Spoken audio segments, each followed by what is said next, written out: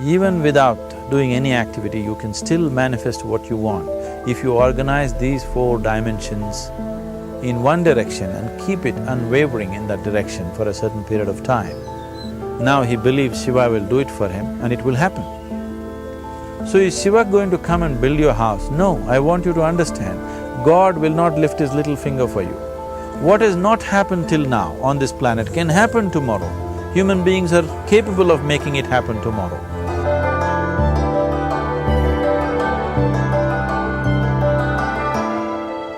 Everything we as human beings have created on this planet was essentially first created in our minds.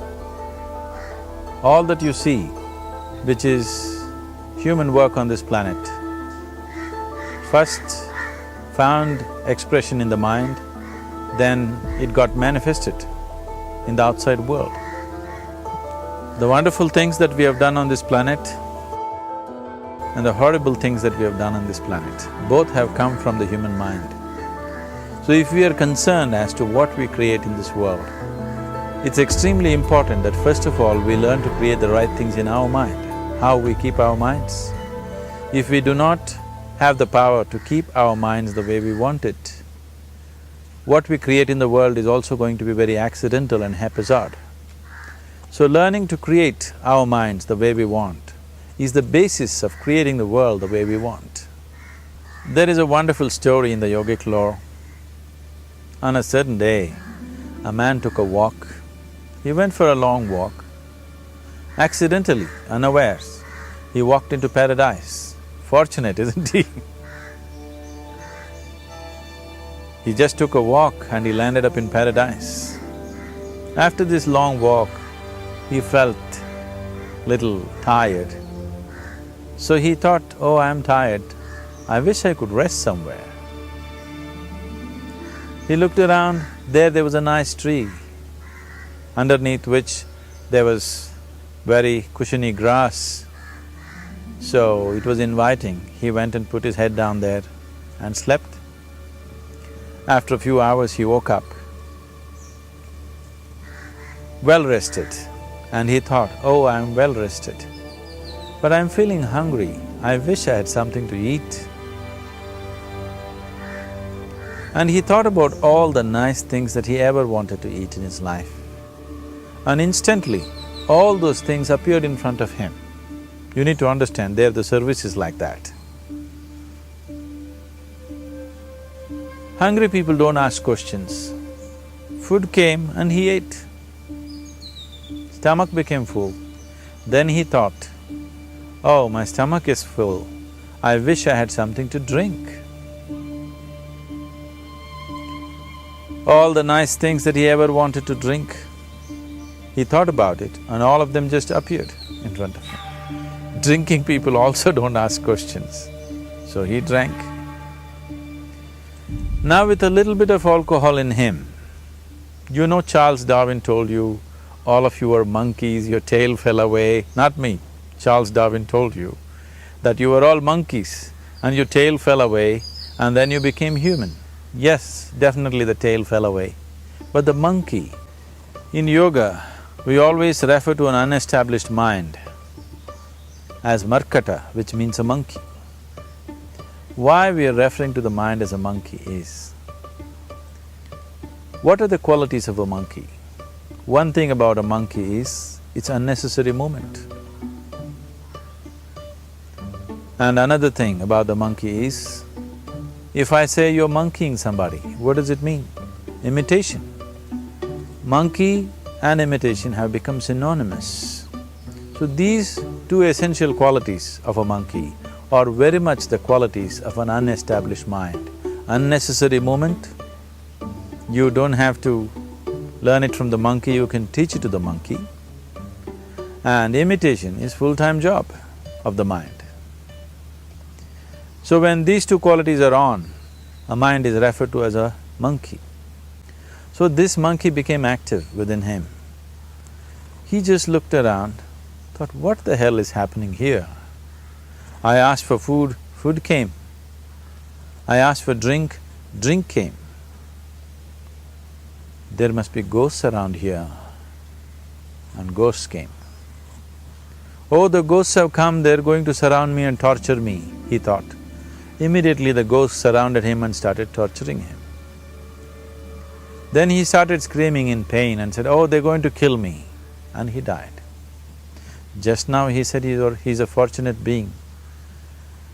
The problem is he was sitting under a kalpavriksha or a wishing tree.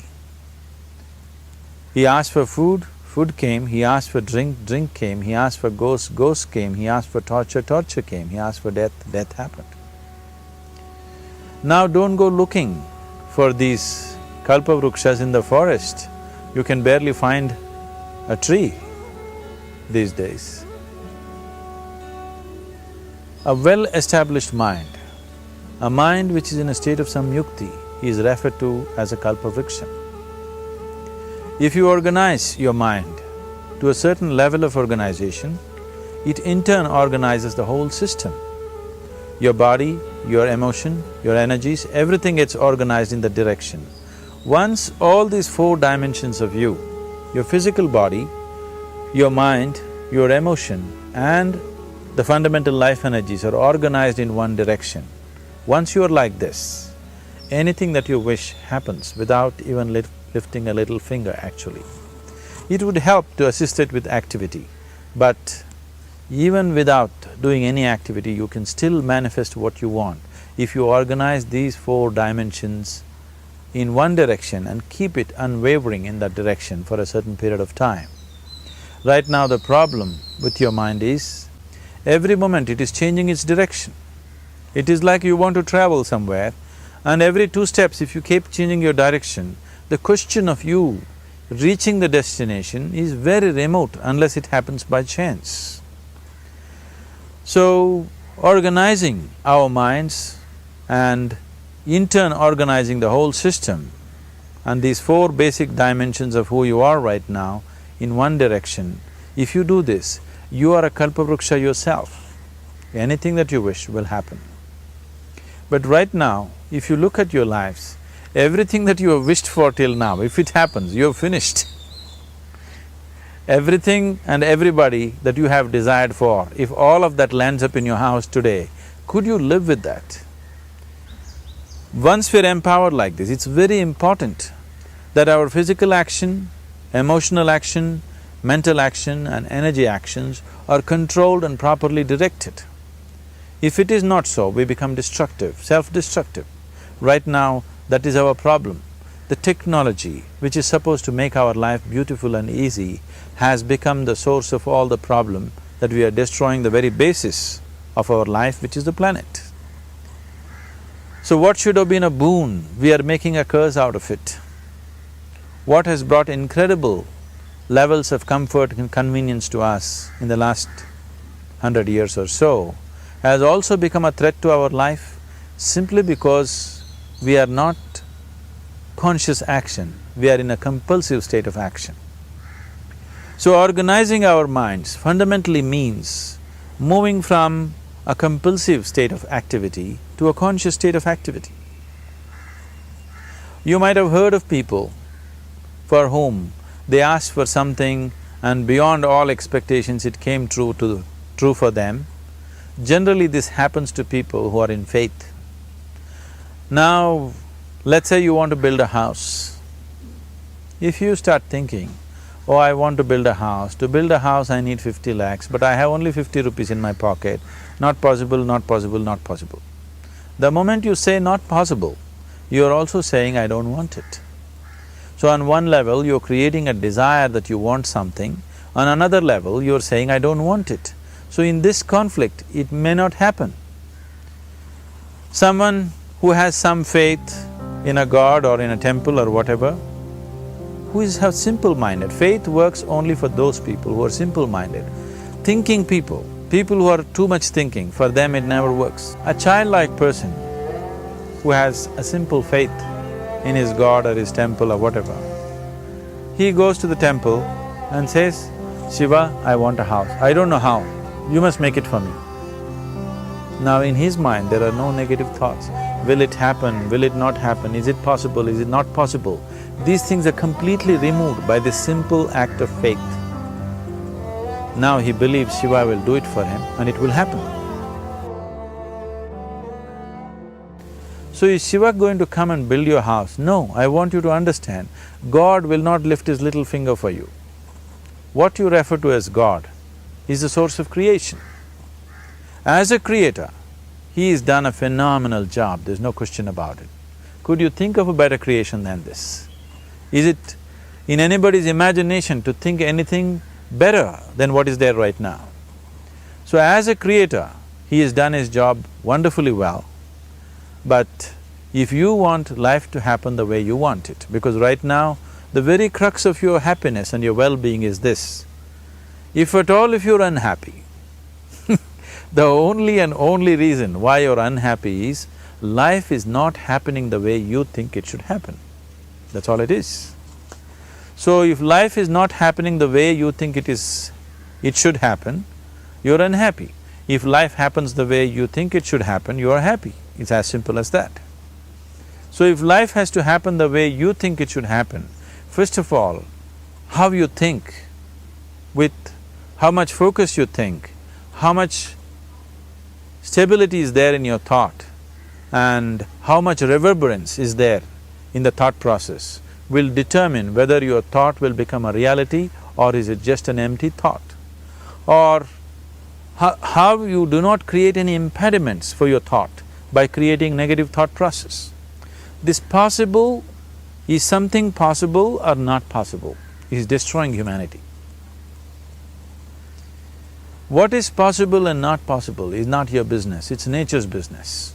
Your business is just to strive for what you want. Right now you're sitting here,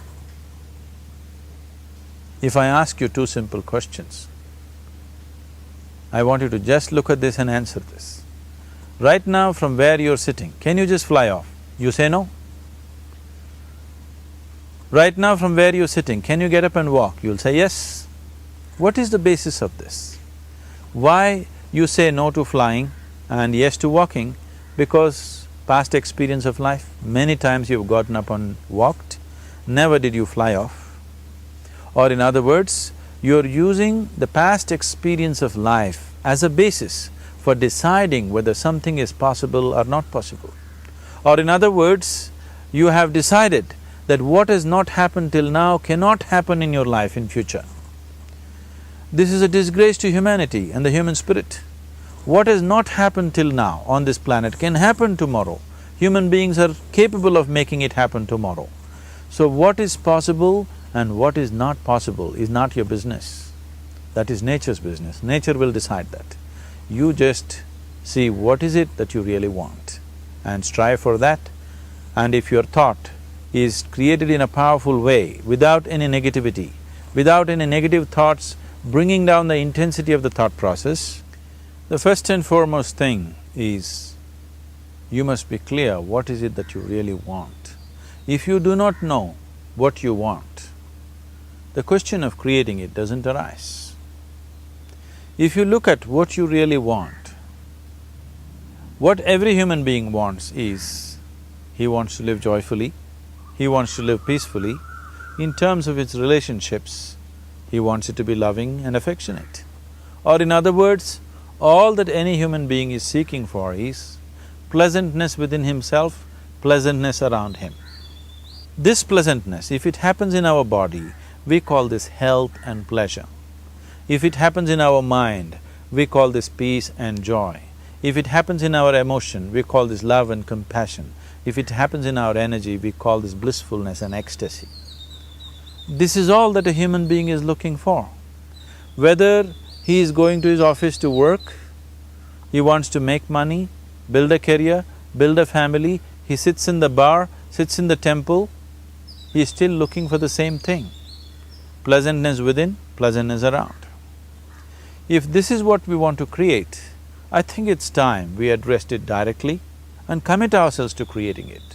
So you want to create yourself as a peaceful human being, joyful human being, loving human being, a pleasant human being on all levels. And do you also want a world like this? A peaceful world, a loving world, a joyful world? No, I want greenery, I want food. When we say a joyful world, that means everything that you want has happened. So this is all that you're looking for. So all that you need to do is commit yourself to creating it, to create a peaceful, joyful and loving world, both for yourself and everybody around you. Every day in the morning, if you start your day with this simple thought in your mind, that today, wherever I go, I will create a peaceful, loving and joyful world. If you fall down 100 times in the day, what does it matter? For a committed man, there is no such thing as failure. If you fall down 100 times, 100 lessons to be learnt. If you commit yourself like this to creating what you really care for, now your mind gets organized. Once your mind gets organized, the way you think is the way you feel, your emotion will get organized. Once your thought and emotion is organized, your energies will get organized in the same direction. Once your thought, emotion and energies are organized, your very body will get organized. Once all these four are organized in one direction, your ability to create and manifest what you want is phenomenal. You are the creator in many ways. That which is the source of creation is functioning within you every moment of your life. It is just that, have you kept access to that dimension or not? Organizing the four basic elements of your life will give you that access. There are tools and technologies to do this.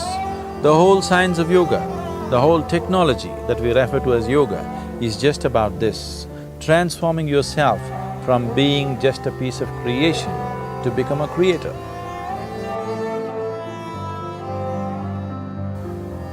It is my wish and my blessing that every human being in this world should have this access to the source of creation within himself so that he can function here as a creator, not just as a piece of creation.